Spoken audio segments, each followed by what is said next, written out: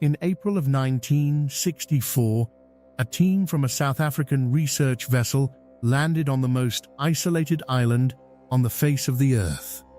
They had come to survey a place almost nobody ever reaches, a volcanic rock buried under a permanent ice cap, sitting alone in the South Atlantic, 1,600 kilometers from the nearest inhabited land.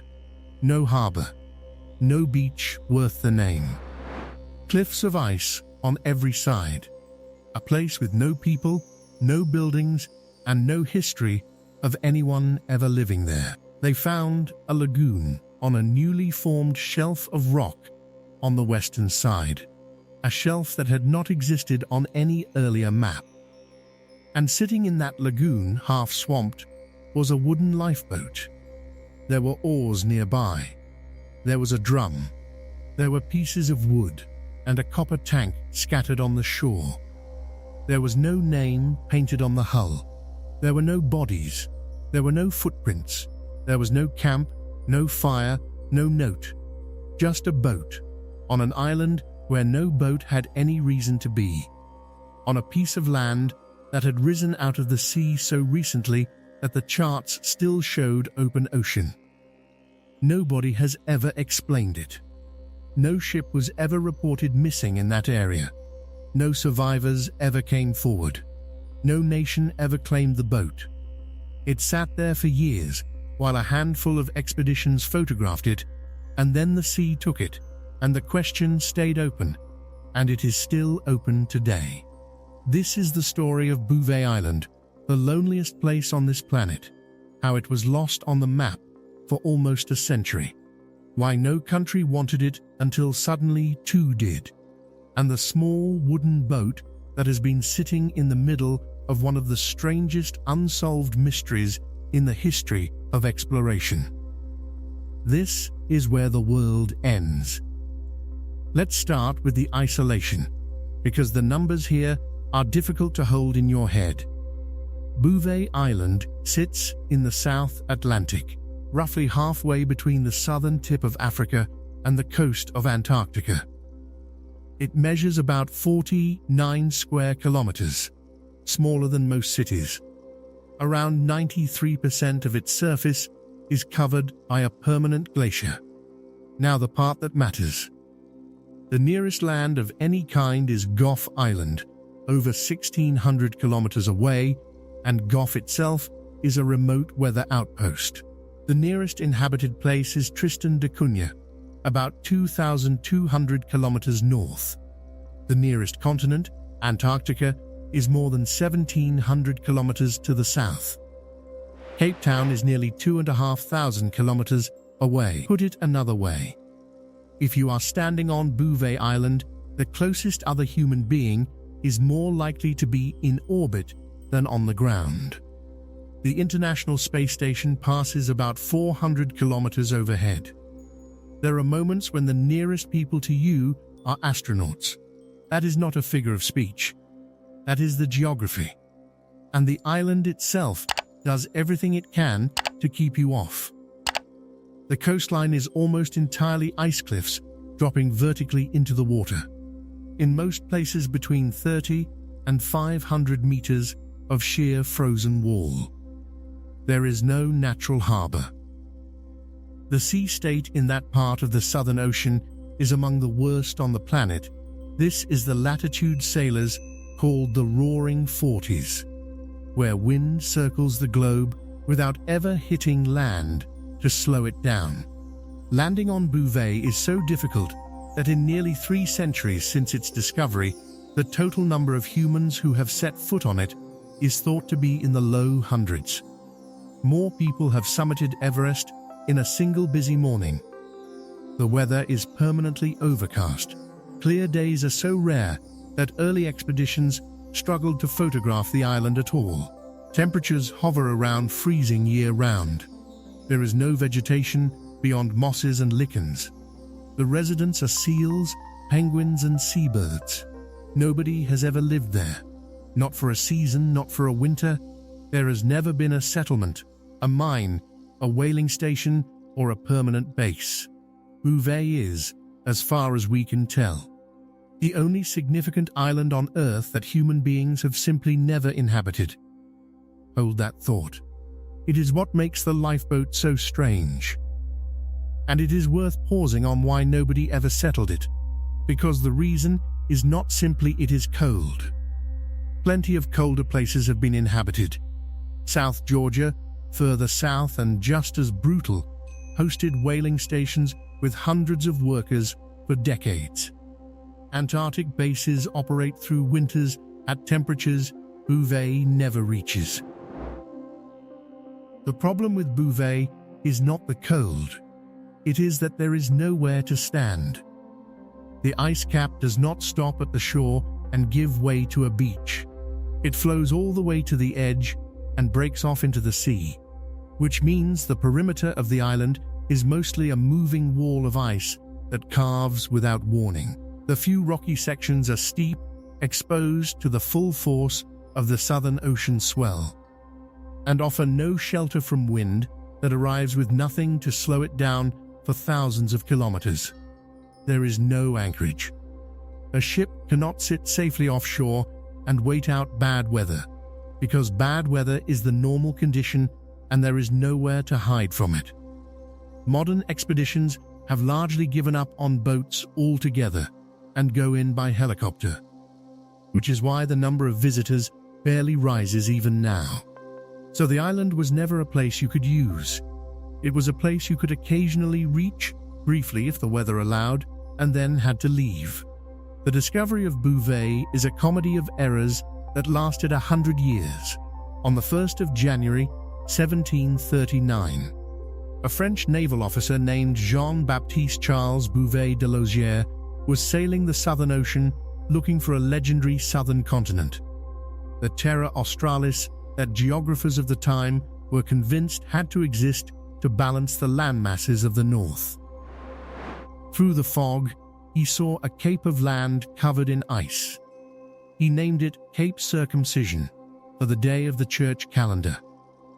He could not land.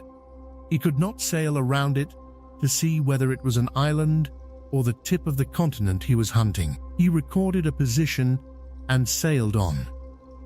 And his position was wrong, not slightly wrong.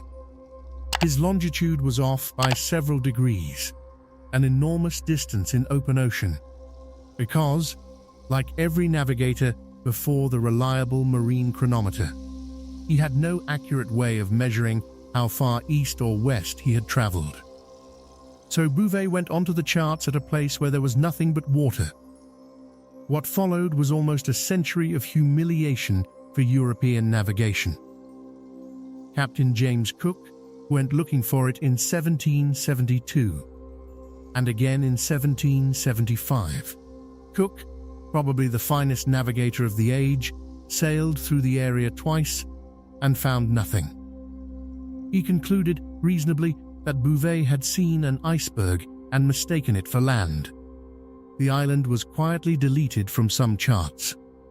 Then, in 1808, a British whaling captain named James Lindsay saw it again.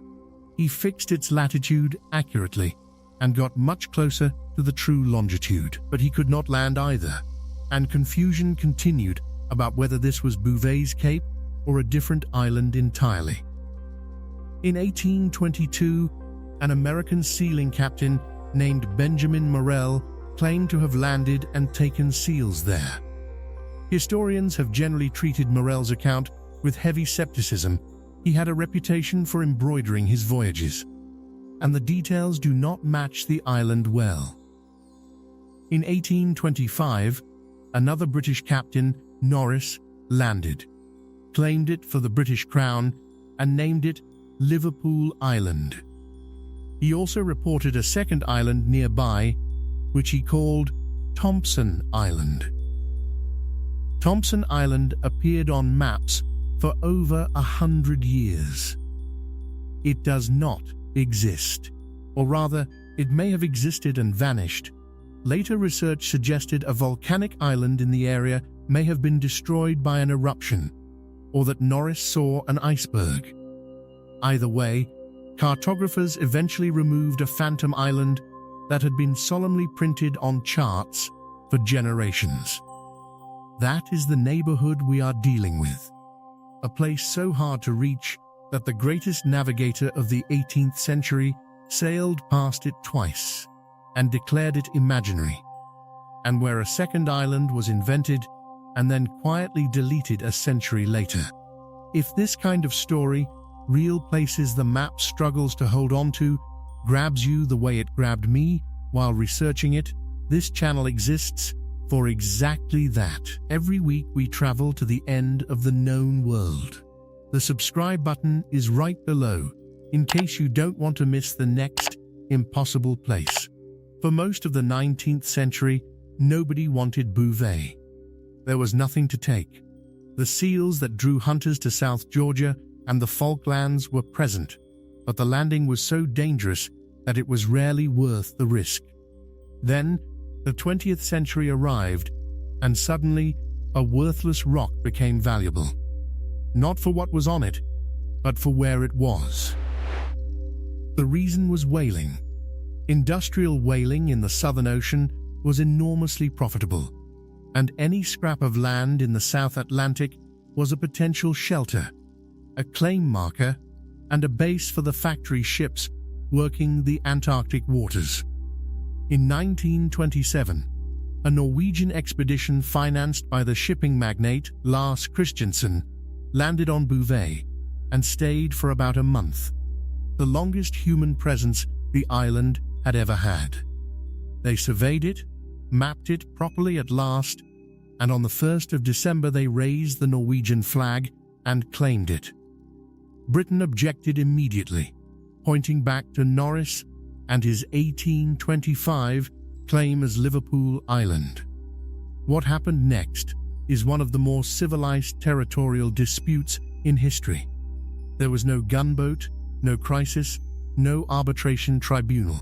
Britain looked at what it was arguing about: an uninhabitable ice dome 2,000 kilometers from anywhere, did the arithmetic on how much it cared, and in 1928 simply waived its claim. Norway got the island.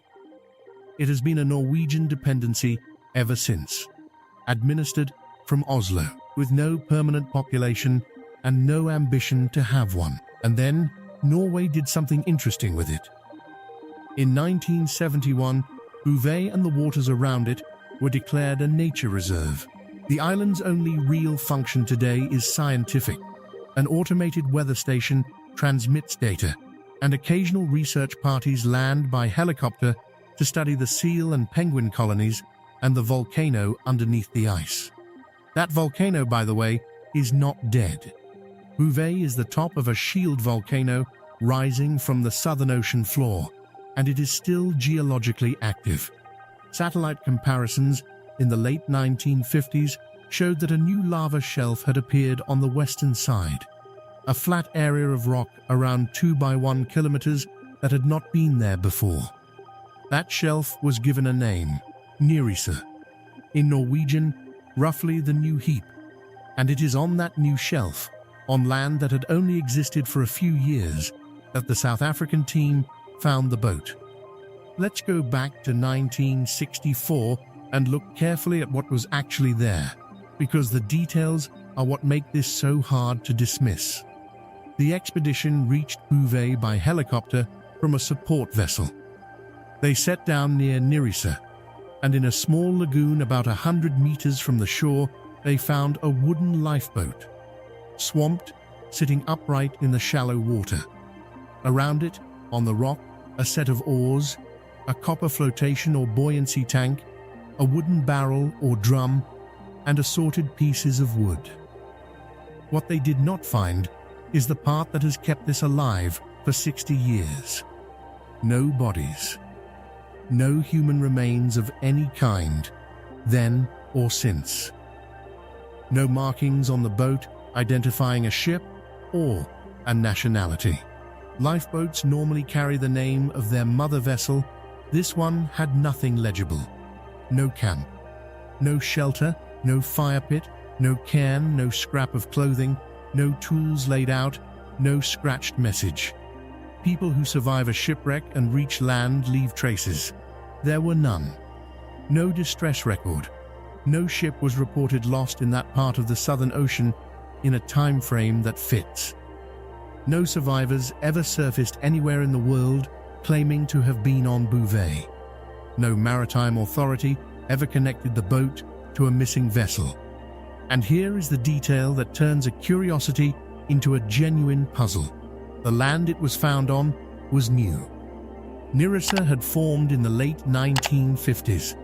Whatever put that boat there almost certainly did so within a window of a few years.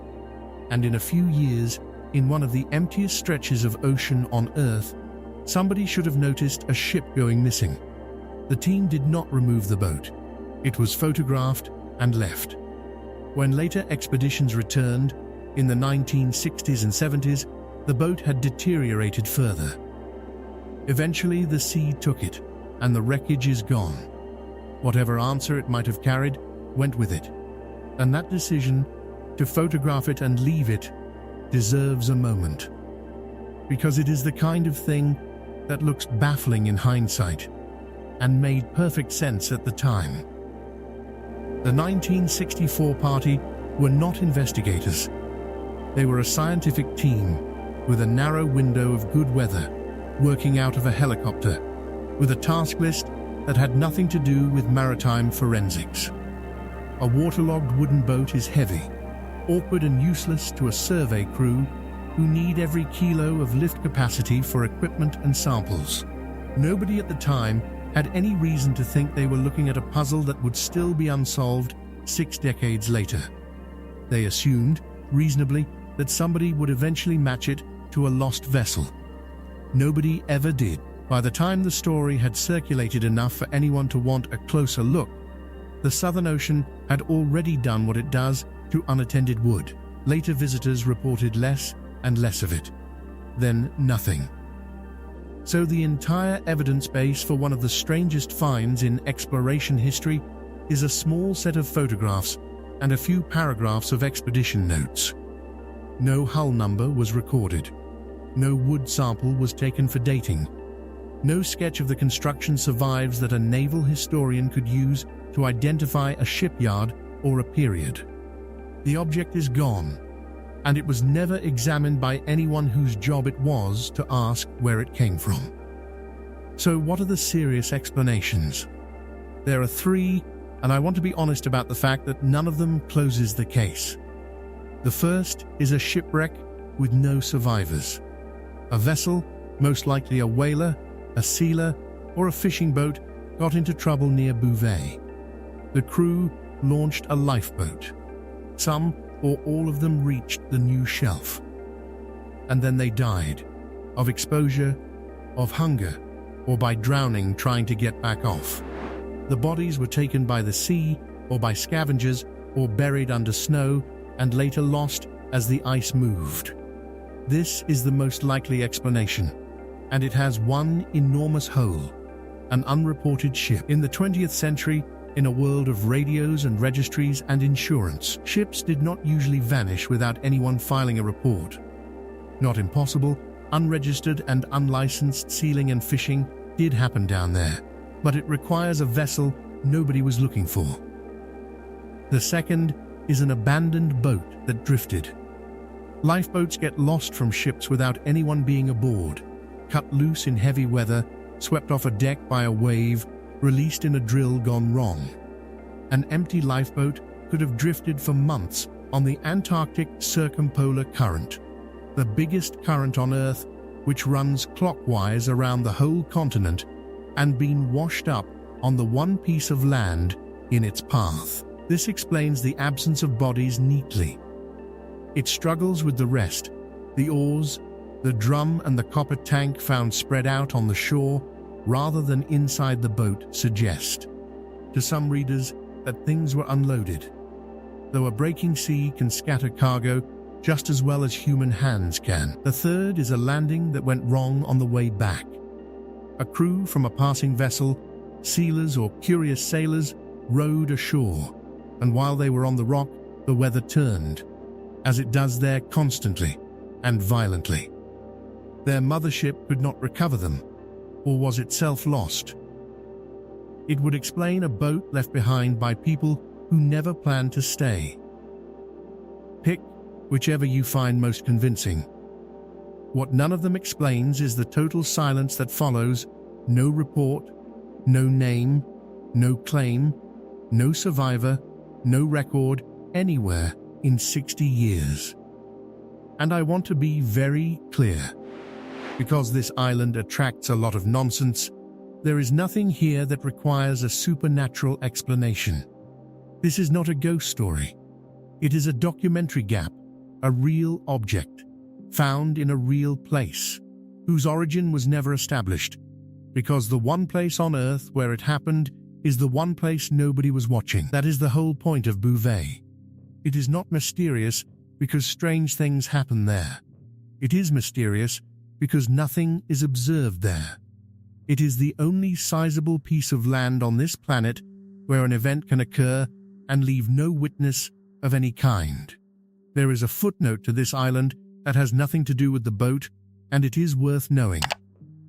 On the 22nd of September, 1979, an American satellite designed to detect nuclear tests recorded a characteristic double flash of light in the South Atlantic, in the general area between Bouvet Island and the Prince Edward Islands. That flash, the so-called Vela incident, has never been officially resolved. Some analyses concluded it was probably a technical artifact or a micrometeoroid strike on the satellite. Others, including a number of scientists who examined the data, concluded it was more consistent with a low-yield nuclear detonation. Speculation has focused for decades on who might have been responsible. I am not going to tell you what it was, because nobody actually knows, and this channel does not do certainty it hasn't earned. I mention it only for what it says about the region. This is the corner of the world where an event that bright can happen, be recorded by a satellite, and still be unresolved 47 years later. Bouvet's neighborhood keeps its secrets. It always has. Today, Bouvet Island has one more curious distinction, and it is a very modern one. Because it is Norwegian territory with no permanent population, it received its own internet country code, .bv. That domain has almost never been used for anything real. There is also an international dialing code assigned to an island where there is nobody to call.